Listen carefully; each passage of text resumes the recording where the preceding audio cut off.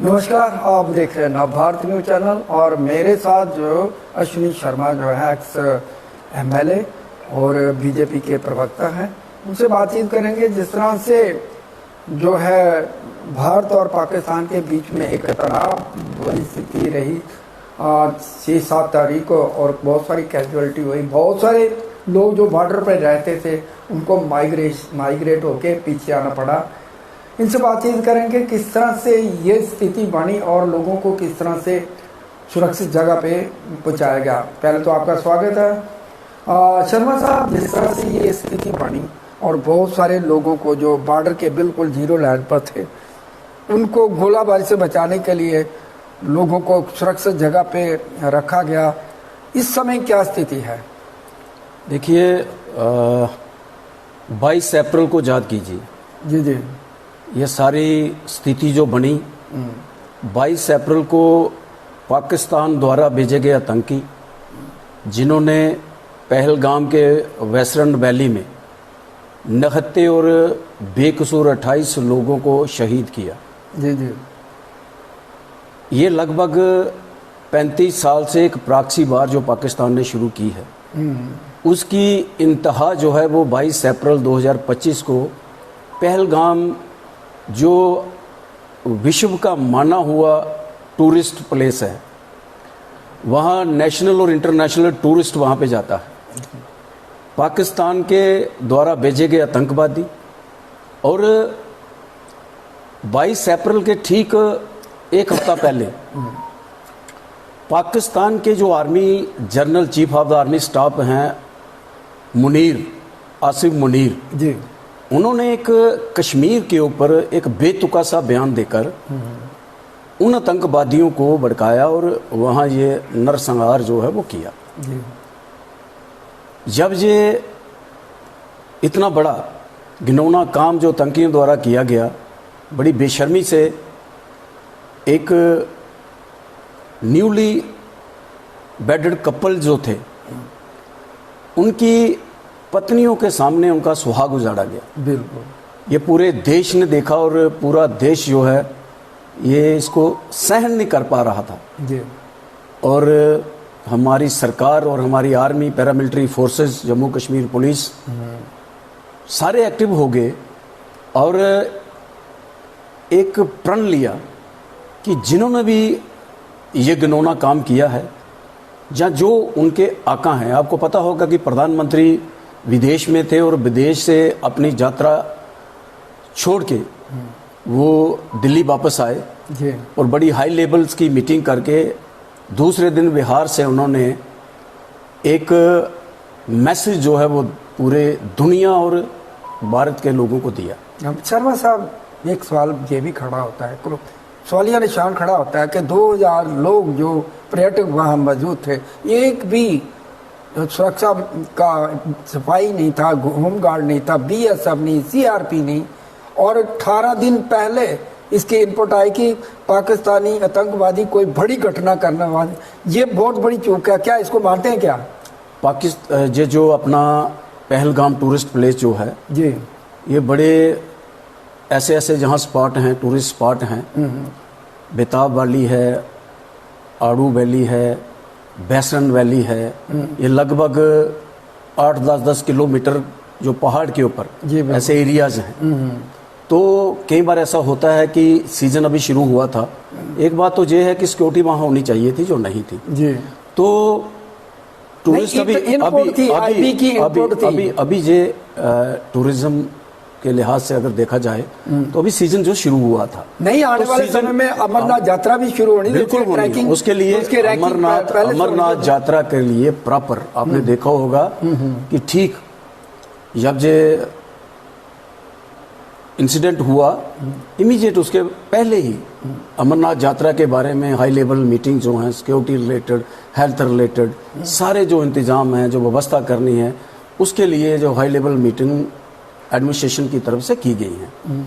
तो वो एक मुझे लगता है कि अमरनाथ यात्रा से इसको जोड़ना वो सही बात नहीं है, क्योंकि ये जो मिलिटेंट्स हैं, अभी आपने देखा होगा कि मैंने इसको तब कहा 22 अप्रैल का नाम तब इसलिए लिया कि इसकी शुरुआत जो है, उसके बाद फिर जब ये ठान लिया गया कि पाकिस्तान के आतंकियों और उसके आकाओं को इसका सबक जो है उसका ये कश्मीर एक संवेदनशील जगह है जहाँ पे 5 लाख या कम से कम 3 लाख तो आदमी है, 50 लाख जो है 50,000 जो है वो BSF है, 70,000 जो है CRPF है, इसी तरह 80,000 पुलिस है। तो ये जगह जो है एक तरफ आपका जो है निशिकांत दुबे जो आता है, गुलमर्ग आता है, पूरी फैमिली को उसको इतनी सुरक्षा, यहाँ पे पर्यटक आते हैं सुरक्षा ही नहीं। नहीं ऐसी बात नहीं है। सुरक्षा जो है वो आपने देखा होगा श्रीनगर के अंदर लाल चौक में लोग 12-12 बजे तक वहाँ पे जाके अपने पिक्चर्स भी लेते हैं, वहाँ बैठ के आइसक्रीम खाते हैं, वहाँ जाके वो पूरा एंजॉय करते हैं। मेरी बात सुनिए, ऐसी बात नहीं है कि वहाँ सुरक्षा नहीं दी गई थी। कई बार ऐसा होता है कि जो अपर रिचेस होते हैं, कई लोग जब आते हैं तो जो वहाँ के लोकल जो टीमें होती हैं, घोड़े वाले हैं, दूसरे लोग हैं, वो लोगों को ये कहते हैं कि अगर ये स्पॉट जो हैं, अब वो बाहर से बेचारा आएगा, उसको पूरी ज्योग्राफिकली तो उसको जानकारी होती नहीं, वो कहते हैं कि ये जैसे उसको मिनी स्विट्जरलैंड कहते हैं, मिनी स्विट्जरलैंड का नाम सुनकर वो लोग वहाँ गए। मैं मानता हूँ कि सिक्योरिटी होनी चाहिए थी, नहीं थी, इसमें कोई बात नहीं है। लेकिन अब आप ये कहो कि वहाँ किसी भी स्पॉट पे सिक्योरिटी नहीं है, अगर सिक्योरिटी नहीं होती तो 12-12 बजे तक लोग लाल चौक के अंदर वहाँ आइसक्रीम नहीं खाते, वहाँ इस तरीके माहौल नहीं होते, बड़े बड़े इवेंट्स वहाँ कश्मीर के अंदर नहीं होते। तो आपने अब ये बात जो शुरू की थी, ऑपरेशन संदूर ऑपरेट हुआ जी, बिल्कुल, प्रधानमंत्री जी ने, सेना ने, सरकार ने ये तय किया, और 7 मई इस दिन को भी पाकिस्तान जो है वो हमेशा याद रखेगा। 7 मई की मिडनाइट को जी जो वहाँ के आतंकी ठिकाने थे, लगभग 9 के करीब टेररिस्ट कैंप्स जो थे, उन टेररिस्ट कैंप्स के ऊपर टारगेट बना के भारत की आर्मी ने हमला किया। शर्मा साहब, एक और सवाल है। 7 दिन आप कहते रहे कि इंडियन गवर्नमेंट कहती रही हम उनके ठिकानों को ध्वस्त करेंगे, पूरी मीडिया जो है चला के कह रही थी। आपको नहीं लगता कि अगर इस तरह की उनको एक जो है चेतावनी दे रहे हैं तो वो जो है 7 दिन में तो कहीं नहीं पहुंच जाएगा? तो ये जो है इमीडिएटली ये ऑपरेशन जो है ना संदूर था उसी दिन होना चाहिए ताकि दुश्मन को मौका ही ना मिले संभलने का। देखिए, संभलने का मौका उनको बिल्कुल नहीं मिला, ये आप मत समझिए। अब अगर आपने दूसरे मुल्क में जाकर घुसकर वार करना है तो आपको ये नहीं है कि आप जैसे किसी को हाथ पकड़कर किसी को मारना है। एक प्लानिंग से, एक पूरी तैयारी से प्लान करके, टारगेट बना के 9 ठिकानों के ऊपर हमला करना और लगभग सैकड़ों के हिसाब से जो आतंकवादी हैं उनको मारना। जो आतंकवादी वहाँ से बैठकर जो यहाँ पे एक पूरी रणनीति तय करते थे कि जम्मू कश्मीर के अंदर कहाँ किस तरीके से इन्फिल्ट्रेशन करवानी है, वहाँ उनको ट्रेनिंग दी जाती थी। वो कैंप्स थे, बड़ा इंफ्रास्ट्रक्चर पाकिस्तान ने वहाँ डेवलप किया था। तो POJ में और पाकिस्तान में जो टेररिस्ट कैंप्स थे उनके ऊपर टारगेट बना के हमला किया। ये भारत की बहुत बड़ी कामयाबी है। आपने देखा होगा कि उनके लगभग करीब 15 एयरवेज जो हैं वो भी डिस्ट्रॉय इंडियन आर्मी ने किए हैं। तो पाकिस्तान ने कभी सपने में नहीं सोचा था कि हम पे इतना जबरदस्त वार जो है भारत की तरफ से किया जाएगा। और जब ये अटैक हुआ तो पाकिस्तान की घबराहट जो सामने आई। हमारा जो टारगेट था वो टेररिस्ट कैंप्स थे, उनके जो एयरवेज थे, जहां से वो ऐसी हरकतें करते हैं, उन ठिकानों को निशाना भारत ने बनाया, आर्मी ने बनाया। लेकिन पाकिस्तान ने क्या किया, दूसरे दिन उन्होंने हमारे सिविलियंस के ऊपर टारगेट किया। जी बिल्कुल, बहुत बड़ा नुकसान हुआ। वो तो हमारा उन्हें पूंछ रजौरी में जिस तरीके से ह्यूमन राइट वायलेशंस करके लोगों को घरों में, जो लोग सोए थे उनके घरों के छतों के ऊपर हैवी शेलिंग करके बेकसूर लोगों की जाने ली। तो ये कहाँ की उनकी वो है। आप देखिए कि हमारी तरफ से जो अटैक हुआ वो सिर्फ टेररिस्ट के ऊपर था, और टेररिज्म के ऊपर जो भारत की सरकार की 0 टॉलरेंस की पॉलिसी है, उसी पे सरकार ने, हमारी आर्मी ने काम किया। और टेररिज्म को जहां बर्दाश्त नहीं किया जाए, कभी नहीं किया जाएगा। इसमें कोई शक नहीं कि भारतीय सेना का गौरव जो है हमेशा जो है उन्होंने भारत कि आर्मी ने देश की सुरक्षा के लिए बहुत ही बेहतरीन काम किया है, लेकिन दूसरी तरफ हमारे जो सिविल नागरिक हैं उनकी कैजुअलिटी भी बहुत सारा नुकसान हुआ।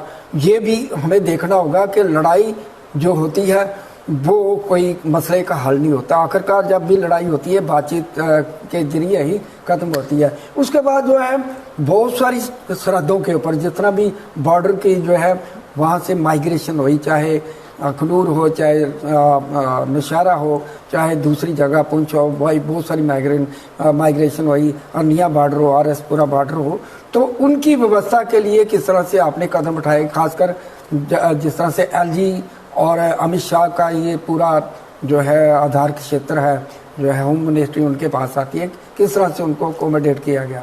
देखिए, भारत की सरकार और आर्मी का सबसे पहला सर्वप्रिय जो सुरक्षा का काम था वो वहाँ के नागरिकों का था जी, कि अगर हमारे नागरिक जो बिना वर्दी के सिपाही वहाँ पे पाकिस्तान का जो अनप्रवोक फायरिंग होती है, शेलिंग होती है, उसका मुकाबला करते हैं जी, उनकी सुरक्षा के लिए सबसे पहले उनकी अच्छी व्यवस्था जो है वो पीछे सेफर प्लेसेस पे उनको लाया गया जी, और उनका खाने का, रहने का, बिजली का, पानी का, हर तरीके की व्यवस्था जो है सरकारी तौर पर भी की गई। और हमने अपने वॉलंटियर के जरिए भी पूरा जो मेरे एरिया में, मैं अपने अर्निया सेक्टर की बात करता हूँ, वहाँ से माइग्रेशन हुई थी हमारे जो आगे के जितने भी गांव हैं, तो वहाँ हमारे स्कूल जो हैं विश्ना में, वहाँ माइग्रेशन कैंप्स जो वहाँ लगे थे, हमने रोज वहाँ डेली जाके यहाँ उनको अच्छा खाना मिले, अच्छा पानी मिले, क्या चीज़ की कमी है, अगर किसी ने कोई चीज़ की भी, छोटी सी चीज़ की भी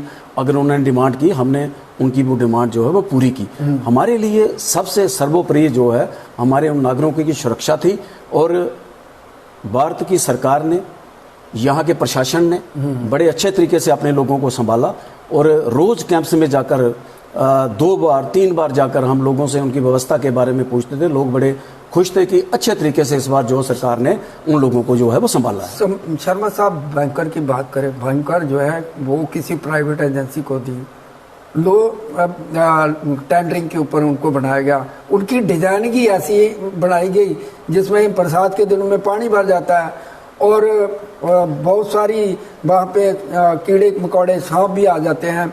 ऐसे में और ये भी बात है कि सभी को बैंकर मुहैया नहीं कराए गए, और जिस तरह से ये अभी भी बहुत सारे बॉर्डर के ऊपर बंकर नहीं है ताकि इमरजेंसी के वक्त वो अपनी सेफ जगह पे जा पहुंचे। क्या कहेंगे इसके ऊपर? देखिए, 2 तरह के बंकर्स जो हैं वो बॉर्डर के ऊपर वो बनाए गए थे। एक कम्युनिटी बंकर्स थे, एक इंडिविजुअल बंकर थे। कुछ घरों में इंडिविजुअल बंकर्स बनाए गए जहां स्पेस मिली, जहां जगह थी। अगर बंकर आपने बनाना है, आपको उस घर के अंदर इतनी स्पेस भी चाहिए, इतनी जगह चाहिए, तो जहां जहां उस वक्त जगह मिली वहां इंडिविजुअल बंकर्स बनाए गए। और कम्युनिटी बंकर्स भी हर गांव के अंदर वहां पे बने। ये आपकी बात सही है कि कहीं कहीं टेक्निकली वो बंकर सही नहीं थे, लेकिन अभी इसी ऑपरेशन संदूर के दौरान जब मैंने वहाँ विजिट किया अपने एरिया के अंदर, अर्निया सेक्टर के अंदर, मैं कई गाँवों में गया और वहाँ जब हमने चेक किए तो ये बात सही है कि लोगों ने साफ़ सफाई करके बड़े अच्छे तरीके से लोगों के वो बंकर जो है वो काम आए। अभी आपने देखा होगा कि भारतीय जनता पार्टी द्वारा हमारे जो स्टेट के प्रेसिडेंट हैं शर्मा जी की अध्यक्षता में एक टीम जो है, जिसमें हमारे एलओपी हैं, हमारे एमएलएज हैं, तो हमारे एमपी हैं, यहाँ भी हर बॉर्डर के ऊपर जाके यहाँ भी ये नुकसान हुआ उसका जायजा भी ले रहे हैं और लोगों की डिमांड भी सुन रहे हैं। लोगों की इंडिविजुअल बंकर्स की जो है डिमांड आ रही है और इसका सर्वे जो है, इसका पूरा एनालाइज करके गवर्नमेंट ऑफ इंडिया को हमारा ये जो डेलीगेशन वहाँ जा रहा है सर शर्मा जी की अध्यक्षता में, पूरा उसका प्रपोजल बना के हम गवर्नमेंट ऑफ इंडिया को भेजेंगे। और जिन घरों में स्पेस है वहाँ इंडिविजुअल बंकर की रिकमेंडेशन जो है वो भारतीय जनता पार्टी की तरफ से, मतलब एक कंपनी के थ्रू नहीं, जो है एक घर का सदस्य है जहाँ हेड है उसको पैसे दें, वो अपने तरीके से बढ़ाए। क्योंकि देखो, मैं आप मेरी बात सुनिए, ऐसा होता है जब जैसे PMAY है, प्राइम मिनिस्टर आवास योजना है जी, बिल्कुल, बहुत से ऐसे लोग हैं जिनको पैसा दिया जाता है लेकिन वो घर नहीं बनाते, किसी और जगह पे इसका इस्तेमाल कर देते हैं। जी। ये गारंटी ये इंश्योर करना कि जिस मकसद के लिए, अगर आपको बंकर के लिए पैसा देना है तो फिर आपको बंकर चाहिए, ना कि आपको पैसा चाहिए। पैसा चाहिए, बिल्कुल। चीज ये है कि टेक्निकली जो भी बंकर बने, जो डिपार्टमेंट बनाए, जिस डिपार्टमेंट, कोई एजेंसी होगी, टेंडर कोई भी ले सकता है, टेंडर जिसका टेंडर निकलेगा वो कंट्रैक्टर वहां काम करेगा, लेकिन एजेंसी कोई होगी वो जो काम करवाएगी, जो गवर्नमेंट की एजेंसी होगी वही काम करवाएगी। उनका जो टेक्निकल विंग है, ये उसको देखना है, ये तय करना है, ये सोचना है कि जो भी बंकर बनाया जाए उसकी क्वालिटी और उसका डिजाइन बिल्कुल जो अच्छे तरीके से लोगों के ऐसी मुसीबत में काम आए, ये बहुत जरूरी है। तो इस पे भी हम पूरा इस बार देखेंगे कि पिछली बार जो बंकर्स बने गए, कई मैंने देखे तो बहुत अच्छे बंकर्स थे। अभी भी मैं जब गया वहाँ 10-10, 20-20, 25-25 लोग वहाँ बैठ के वहाँ आराम से वहाँ पर बैठे थे। तो बड़ा अच्छा लगा कि अगर हमारी मोदी सरकार ने ये काम किया है तो लोगों के काम आया। हाँ, कहीं कहीं शिकायतें थी कि टेक्निकली डिज़ाइन जो प्रॉपर नहीं बन पाए, उनके कारण कहीं कहीं खराबी थी।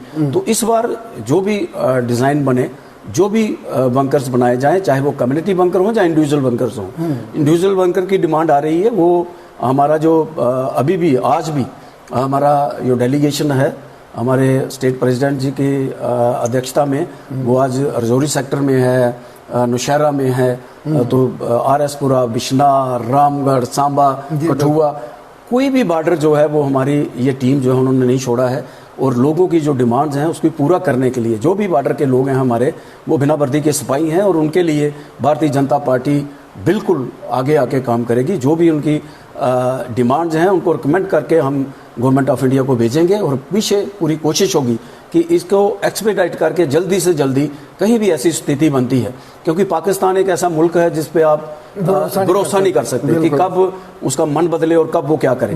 लेकिन जिस तरीके से अब इस वक्त जो 225 का भारत है, जिस तरीके से भारत ने अब फैसले लेने शुरू किया है, घर में घुसकर मारने की ये स्ट्रेटजी बनाई है, अब पाकिस्तान को समझ आ गया है। जिस तरीके से इस बार वो घबरा के जो पीछे हटा है और आगे अगर उसने हिमाकत की तो पाकिस्तान ज़्यादा देर वो है, मुझे नहीं लगता कि वो विश्व के नक्शे पर रहेगा। इंडियन आर्मी उसको सबक सिखाएगी और पाकिस्तान दोबारा हिमाकत जो है वो करने नहीं लगा। शर्मा साहब, एक सवाल और भी है।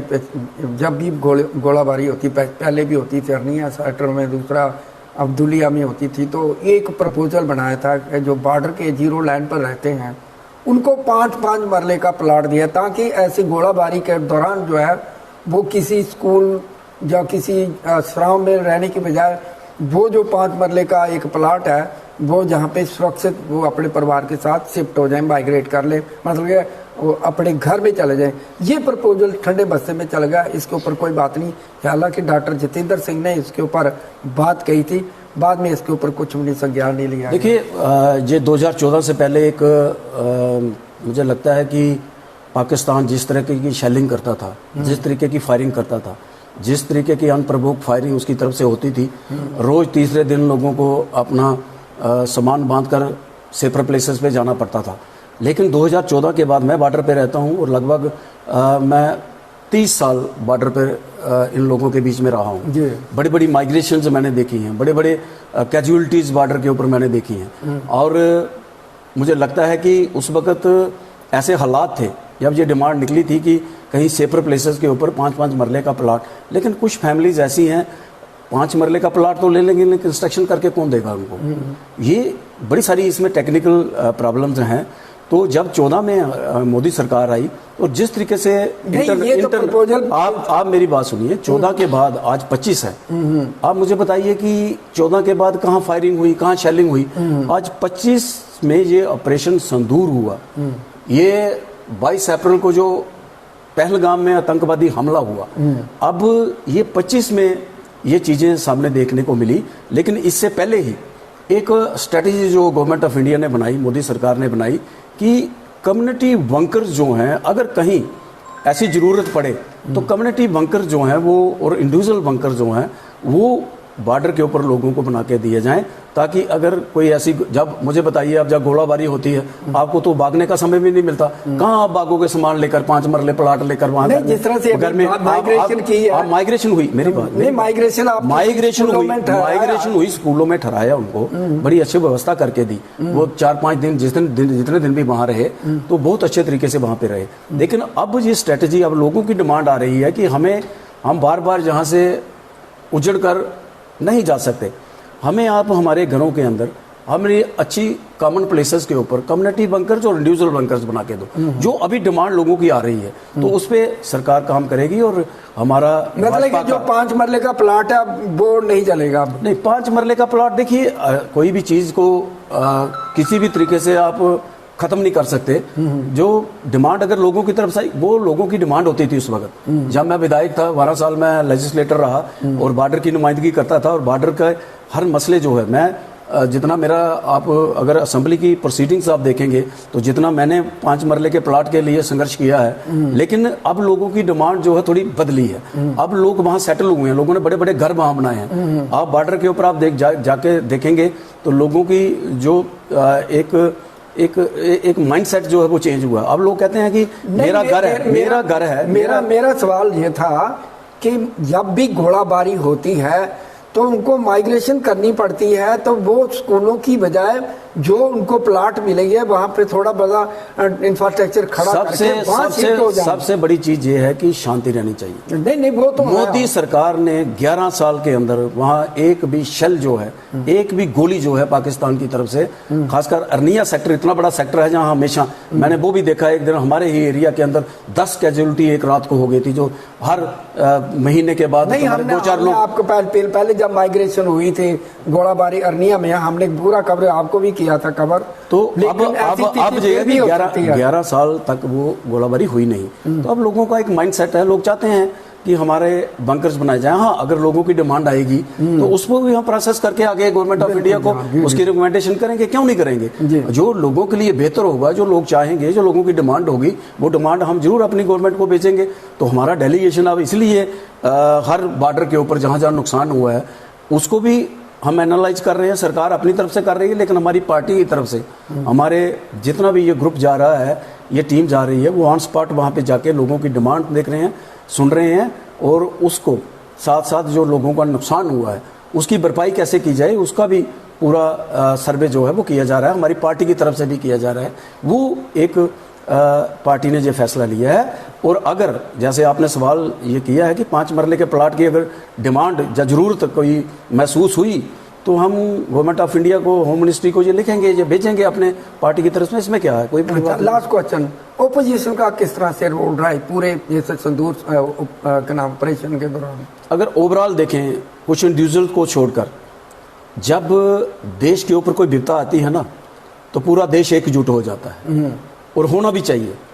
क्योंकि आपने देखा होगा कि ओवैसी जैसे लोग वो पाकिस्तान मुर्दाबाद के नारे लगा रहे हैं। बिल्कुल इस बार जो है अपोजिशन ने बिल्कुल, जब देश की बारी आई, जब देश पे विपदा आई, जब देश पे कोई ऐसा लगता है कि कोई ऐसी विपदा आती है, तो ये कोई अपोजिशन नहीं, कोई रूलिंग नहीं, ये पूरा देश है, 140 करोड़ लोगों का देश है, 140 करोड़ लोग बाहर निकले हैं और उन्होंने समर्थन किया अपनी सेना और सरकार का कि सरकार जो फैसला लेगी हम उनके साथ हैं, जो सेना करेगी हम उनके साथ हैं। जो सेना ने किया, जो पाकिस्तान को घुटनों पे लाया, पूरा भारत ने उसका सपोर्ट किया, और आज भी तिरंगा रैली उसके जरिए लोग खुलकर मैदान में आ रहे हैं और अपने सेना और बेल्ट फोर्सेस का सम्मान के लिए उनको समर्पित ये रैली जो है उनके जरिए उनका सम्मान किया जा रहा है। थैंक यू सर, धन्यवाद। बहुत बहुत धन्यवाद आप।